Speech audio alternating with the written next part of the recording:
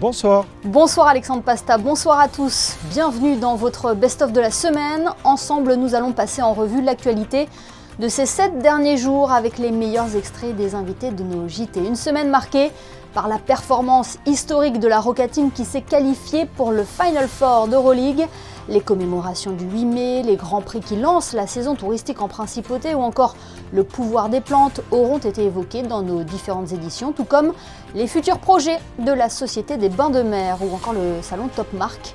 Sans plus attendre, voici le best-of de la semaine. Il est préparé ce soir par Sébastien Mésadri. Écoutez, ce sont 3 mois passionnants où j'ai découvert une très belle et très grande entreprise avec énormément de personnes de qualité dans des métiers très différents, très diversifiés. C'est aussi bien sûr le sentiment de fierté d'avoir été choisi et pour cette importante fonction. La confiance du prince souverain m'honore et m'oblige, et celle bien sûr du conseil d'administration de la SBM. Donc voilà, je vais essayer d'apporter aussi à cette grande maison qui a une si belle histoire, on en parlera sans doute un peu aujourd'hui, apporter aussi mon management un peu plus personnel avec les recettes que j'ai appliquées dans mes anciennes fonctions, l'écoute, la volonté que l'humain, bien sûr, est une place très importante. On ne réussira que si tous les collaborateurs, toutes les collaboratrices sont impliqués. L'esprit d'équipe avec les administrateurs, avec les dirigeants que j'ai choisis pour m'épauler. Et puis, bien sûr, toujours du pragmatisme, parce que je n'oublie pas qu'on est dans une société commerciale et nous avons aussi, bien sûr, à rechercher l'excellence et les meilleurs résultats. Ce sont les objectifs donc, que je me suis fixé. J'étais un peu triste d'imaginer la salle des étoiles ouverte seulement 7 ou 8 fois cet été pour les grands concerts. Donc j'ai souhaité qu'on l'ouvre tout le mois d'août et il y aura donc un partenariat avec le billionnaire donc, au Sporting Monte Carlo. Donc nous ouvrons les soirs où il n'y a pas les grands concerts un cabaret très cosy, 250 personnes. On ne reconnaîtra pas du tout la salle des étoiles. Et là, on va faire venir à Monaco ce qui marche très très fort à Dubaï. Devant moi, je sais que il y a beaucoup d'attentes, il y a un grand défi. On a une histoire incroyable, je l'ai dit, la barre est très très très haute, mais je voudrais qu'avec les 5000 collaboratrices et collaborateurs, on essaie d'être à la hauteur de ce passé et que nous continuions tous ensemble, en fait, dans l'intérêt de ce pays aussi, à faire vivre la légende de Monte Carlo. Comme le disait Winston Churchill, un peuple qui oublie son passé, malheureusement, est condamné à le revivre. Et à l'heure actuelle, en plus, avec les événements qui se passent dans le monde, en Afrique et plus particulièrement en Ukraine, malheureusement, ce thème est toujours d'actualité. Oui, le week-end de l'IPRI a été très très bon pour la principauté en général et pour les commerçants en particulier, bien sûr. Tous les ans, la fréquentation augmente sur cette discipline automobile qui est présente quand même en principauté depuis quelques années maintenant. Mais tous les ans, on peut constater vraiment plus de popularité pour cette discipline. Il y a eu, pour votre information, plus de 20 000 e-fans qui sont venus en principauté pour assister le samedi au Grand Prix électrique. Plus de 20 000 personnes.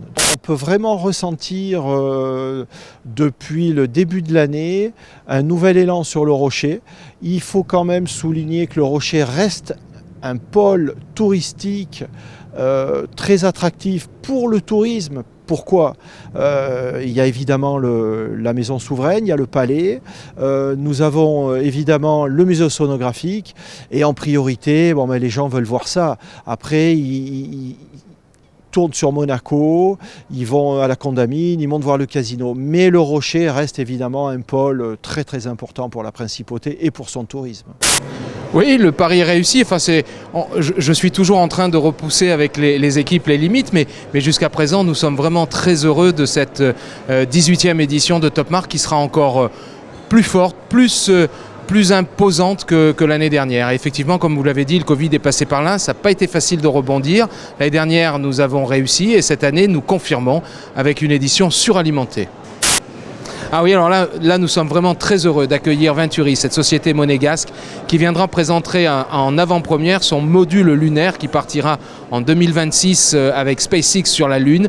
Donc c'est un module qui sera dévoilé en avant-première mondiale, donc on pourra venir le voir en principauté et ce modèle-là partira bien sur la Lune en 2026. Donc nous en sommes très fiers chez Topmark. Je vois bien en ce moment, justement depuis cette pandémie, beaucoup de personnes ont ce besoin de retrouver une certaine forme d'énergie, de retrouver le sommeil, de retrouver du peps, et on va toujours tomber très souvent dans du curcuma, dans du gingembre, dans ce genre de choses-là. Pour avoir une meilleure circulation sanguine, on va prendre de l'ortie. On va souvent retomber dans les mêmes plantes, j'ai pas dit fleurs, plantes et racines pour retrouver un grand mieux-être. J'avais 38 fleurs de base pour les fleurs de Bach qui sont divisées en 7 groupes. Et chaque groupe correspond, si vous voulez, à des états émotionnels. Donc quand on va faire un élixir de fleurs de Bach, moi j'en fais avec 6, on va dire ce qui est d'important, c'est pas forcément, admettons s'il y a un gros choc émotionnel, la première des grandes fleurs c'est Star of Bethlehem. C'est très bien, mais ça suffit pas. Postulat de départ, ça dépend à partir de quand dans l'histoire. Parce que pour que mon corps m'appartienne, d'ailleurs c'était un slogan des années 60, 70 aux États-Unis puis en Europe, à savoir pour obtenir le droit à la contraception et à l'avortement, ce que moi j'appelle, reprenant la tradition des droits de l'homme, un habeas corpus. C'est-à-dire mon corps est à moi.